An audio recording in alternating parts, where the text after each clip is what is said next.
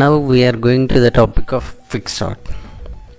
So quicksort is one sort of a sorting method where you can arrange the elements in a sorted order, so which follows the concept of divide and conquer. In the previous class we have seen merge sort. Similarly, here also quicksort, it follows the concept of divide and conquer approach. Here we can see it is another divide and conquer approach that can be used to arrive at an efficient sorting method different from merge sort. So the method is different. Of course both are efficient ones, and anyway we'll see the complexity difference between merge sort and quicksort in the later classes. But this is also one of the divide and conquer approach similar to merge sort.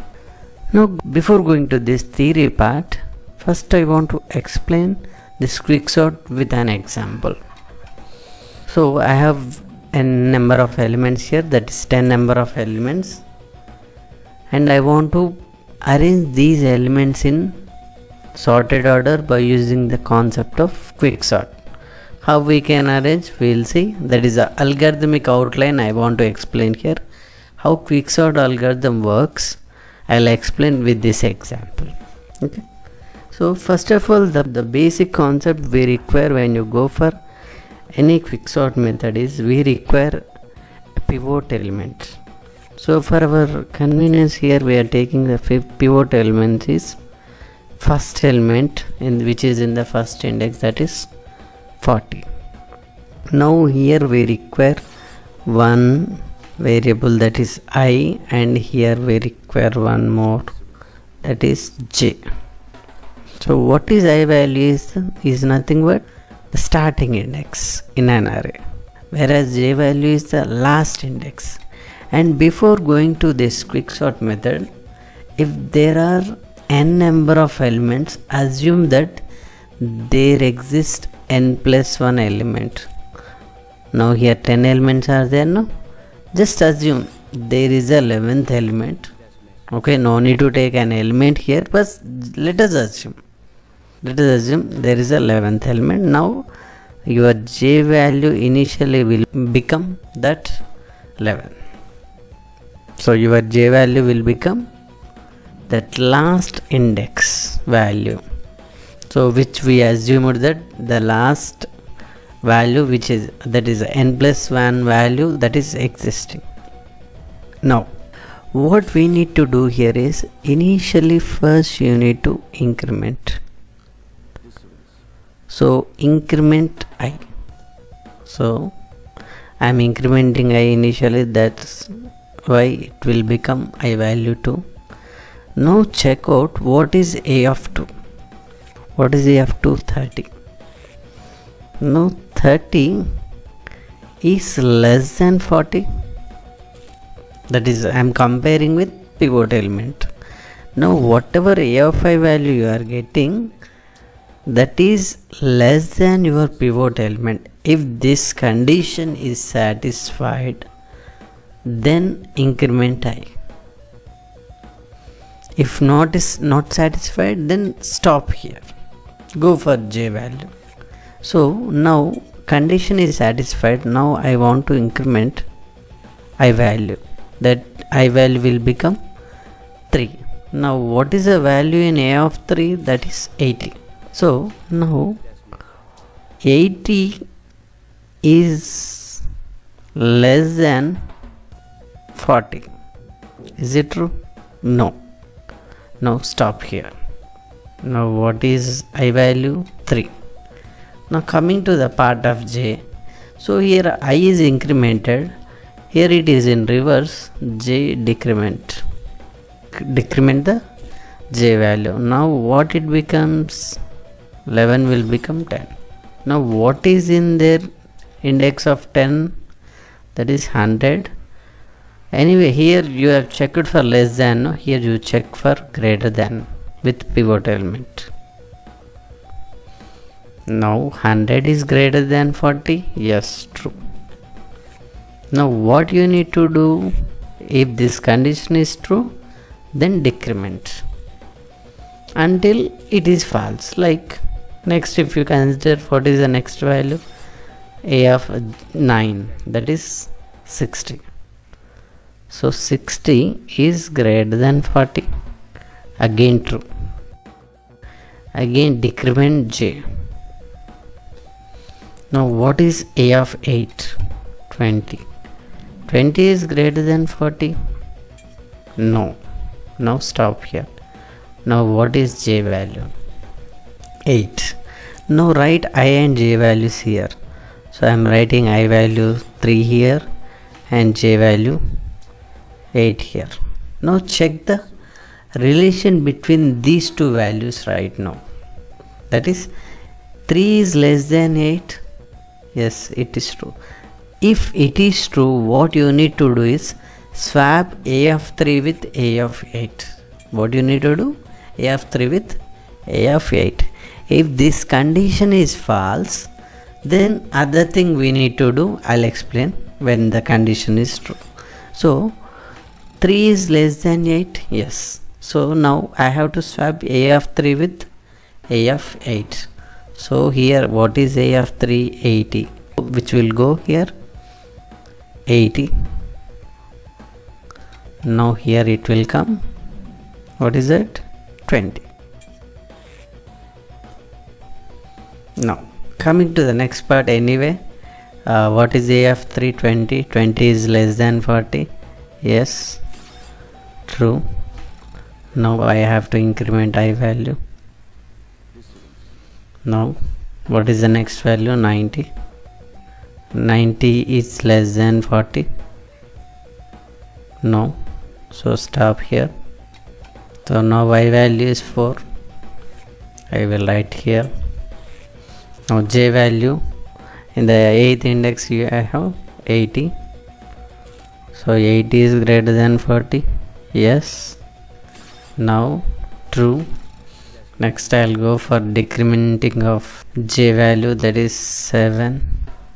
What is there in 7? A of 7, 50. 50 is greater than 40. See, all the time I am checking with pivot element, that you need to check out. Yes, true. So again I want to check for, that is decrementing of j value, that is 6. So 70, which is there in a of 6, you can see here.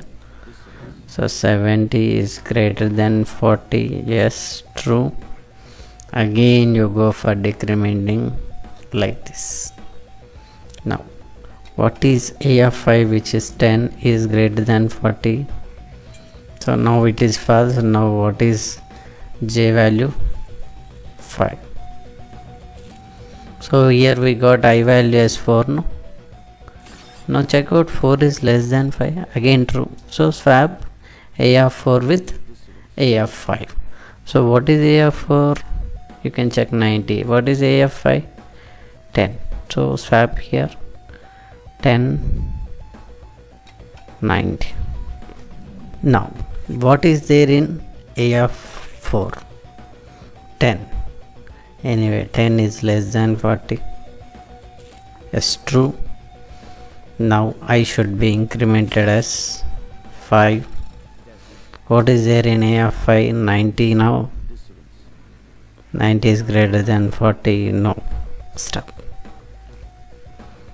Now I value will be 5. Now check for j. What is the j value? 5. What is there in j? 90. 90 is greater than 40. Yes, true. Now j should be decremented to 4. Now what is there in 4? 10. 10 is greater than 40. Yes, false. So now j value is 4. Now I'll write j value here. Now if you check the condition, 5 is less than 4, it is false. So now this process has to be terminated now. That means you need to do once again I am repeating here, you need to increment I until this condition should be false, that is a of I should be less than a of j, then you need to increment, otherwise stop. Whereas for j it is in reverse, they are incrementing, here you need to decrement, whereas here you are checking a of I is less than to pivot element, here you are checking a of j is greater than. So like this you need to do, and when you are stopping I and j, then you are checking for I is less than j. If it is true, then you continue with swapping, then again repeat the same thing. Like this, when the condition I is less than j is false, now you need to stop this procedure. After stopping this procedure, what you need to do is, that means you need to check whether I is greater than j, that is I is greater than j. Now this is true.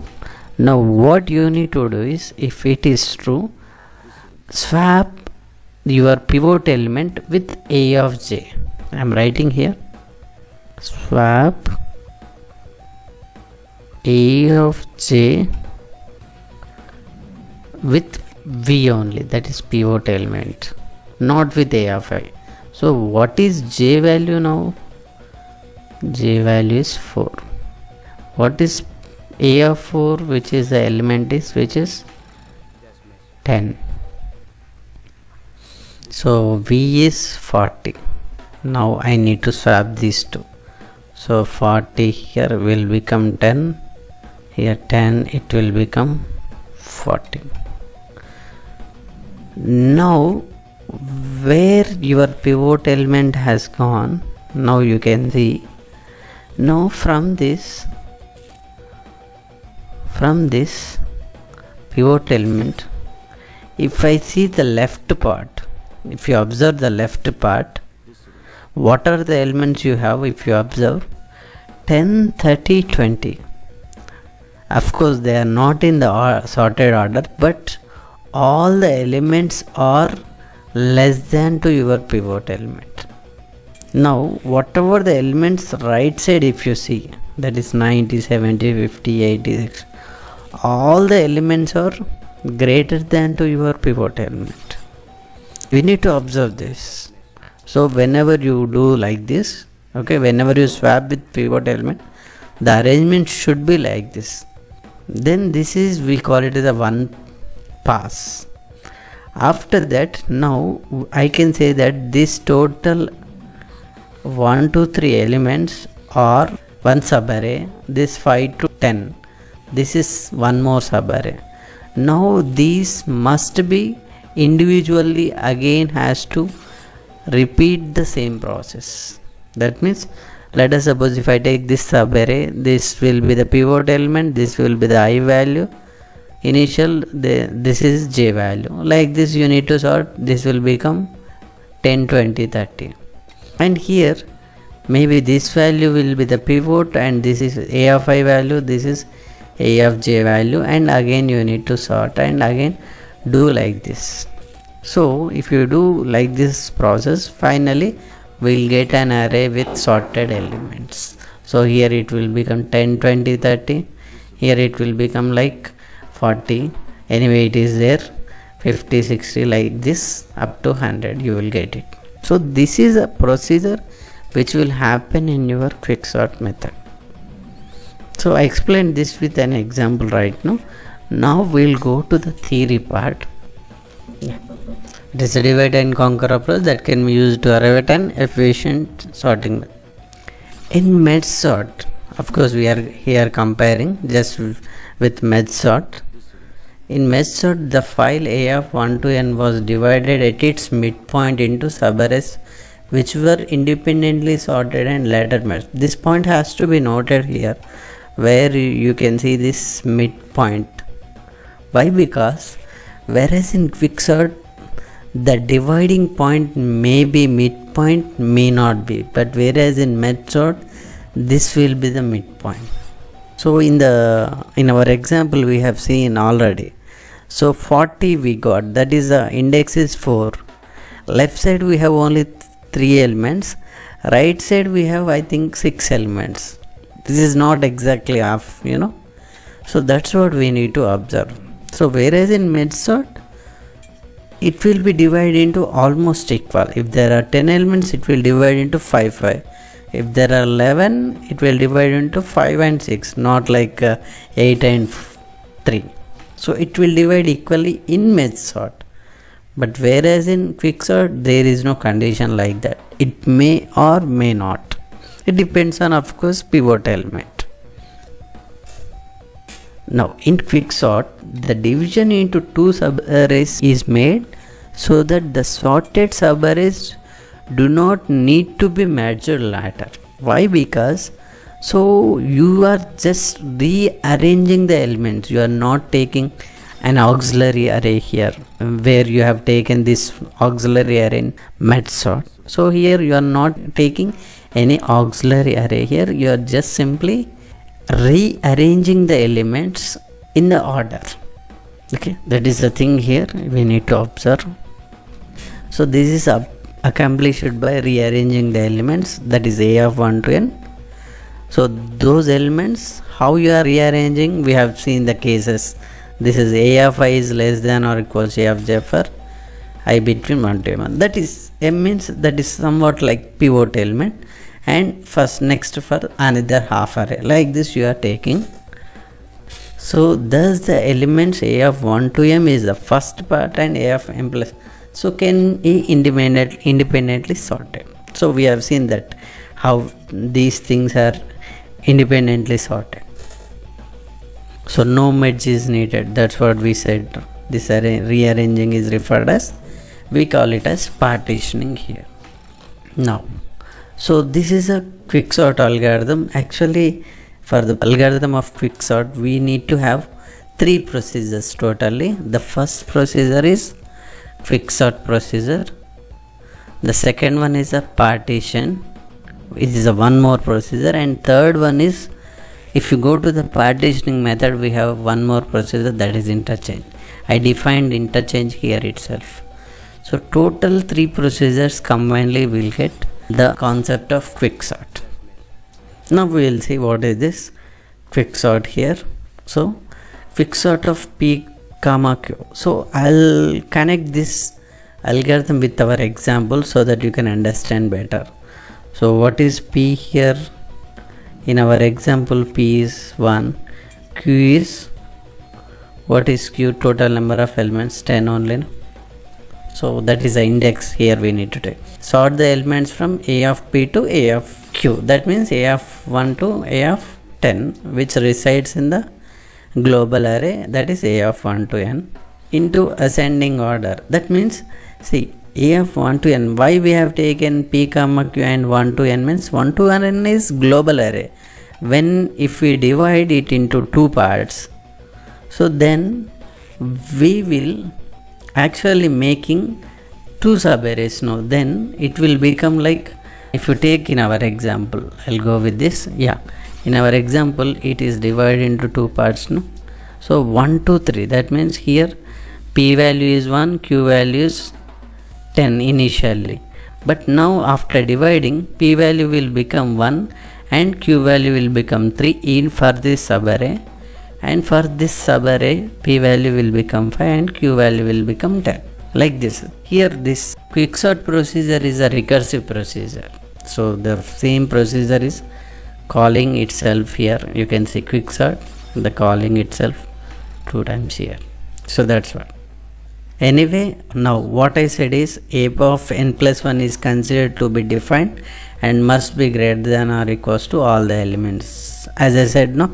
So if there are 10 elements, I need to assume that 11th element is existing, like that. So if P is less than Q, what you need to do is divide the problem into 2 sub-problems. That is, you require to find the partitioning element where I need to partition exactly 2 parts. So in our example, we partitioned at the position of 40. So that's what we need to get here. So how to get? We need to go for the procedure of partition. We'll see that. And one more thing we need to remember.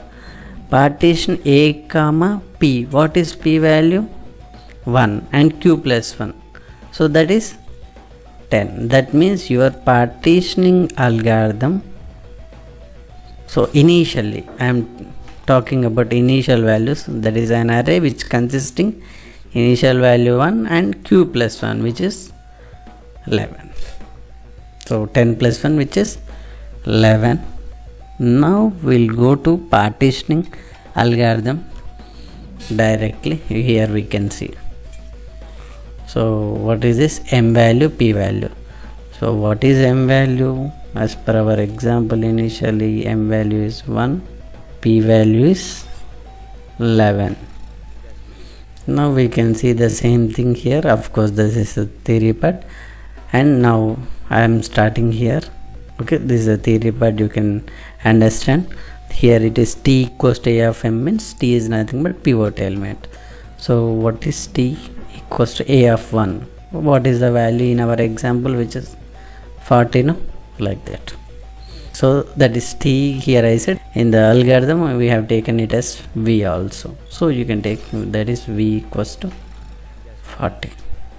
So I equals to M. That means we have taken I equals to 1 there, and J equals to P. What is P? 11. So this is only we have taken there, and see this repeat inside one more repeat and two repeats actually inside. So repeat I incremented until A of I is greater than or equals to V. So this is the process we have done here for this. So this is incrementing until this condition is, that is less than is false, that means until greater than. The same thing here we have taken. So this is a procedure where we have taken I incremented and until A of I is greater than or equals to V. See, in this same thing, repeat J should be decremented until it is less than. If it is greater than, again increment. Like this you need to do up to what? Up to until, here you can see. This is until what you need to do. See, in the middle you need to check it out. If I is less than J, what we have done? Interchange I comma J. That means in our example, when I have taken here, what is the first one? 3, and here I got 8. So 3 is less than 8. That means if I is less than J, what we are interchanging? Interchanging A comma I comma J. That means interchanging the elements which are there in A of 3 and A of 8. So that's what here we are taking. So it goes to interchange part. That means interchange is a one procedure. See, don't worry about this interchange procedure. It's simply the procedure where it can swap by using temporary variable P. So this is a simple method, simple procedure where you can swap two values, that is A of I value into A of J value into A of I, like this. In order to get that, I have used this procedure. Okay, so this process, this repeat has to be repeated until what? I is greater than or equals to J. So in our example, see, we repeated 3 is less than 8, again we repeated 4 is less than 5, again we repeated. But when 5 is less than 4, this is false. What we have done? We stopped swapping with A of I and A of J. What we have done? If it is greater than, we swapped with A of J with V. So that's what we can see here in our algorithm. So until I is greater than or equals to J. That means when this condition is true, when this condition is true, what you are doing here, you can see A of M is equals to A of J. So what is A of M? That means A of 1 is equals to A of J. What is A of J? We have taken there, I think 10 we received. And A of J, what is A of J? I think there we have taken A of 4, which is equals to V, which is 40. So like that we receive here in our example. Yes, so A of 1 where it is 10, and here A of 4 which we got 40. So this is the procedure actually happens, and Now what it is returning? 4. What is j value? 4 only, no? So it returns 4. Now thing is, after returning j here, it goes to our procedure. So in the 10th line, now what is the j value we received? 4. Now j is the position of the partitioning element. Exactly. Solve the sub problems. Now we are dividing. When we received the partitioning element, see what we have done here. We require a partitioning element among all the elements. See, in this index I need to separate. Where I need to separate? Actually where I need to partition, I don't know. For this purpose I have done this entire part and I received the j value. From that I am partitioning it into 2 parts. So now you can see. So quick sort of p. What is p value? 1 initially. J minus 1. What is j? 4. So j value is 4, no? So 4 minus 1. So quick sort of 1 comma 3, and the another one is j plus 1, that is 5 comma q. What is the q value? 10. Now we can see the subarray is 1 2 3, and the one more subarray is 5 to 10. We can see in our example also. So one subarray is 1 2 3, the another subarray is 5 to 10. Now it will be again sorted. So this is the process. That means here, see, this is a recursive procedure. Again it will go for what is p value, means 1, and previously q value is 10. Now q value is 4 minus 1, that is 3. So it will become like, again here p value is 1 and q value is 3 for this 14th line recursive procedure, and for 15th line p value will be 5 and q value will be 10. So like this it will sort recursively applied, and finally we will get the answer. That is, we can see here we are not writing anything to combine the solution. That is, there is no need for combining the solution. So this is what happens in quicksort method. So this procedure entirely, that the first procedure quicksort, where you require a partitioning element. For that purpose we are going to the procedure partitioning. Here this will gives the answer, returns j value, where j value is nothing but where we need to partition the array into 2 parts. So after getting this, again we are going to here, and from that partitioning you are dividing this and recursively finding. So you are dividing it and finally solution you are getting. That's why again this is also one of the divide and conquer procedure. Thank you.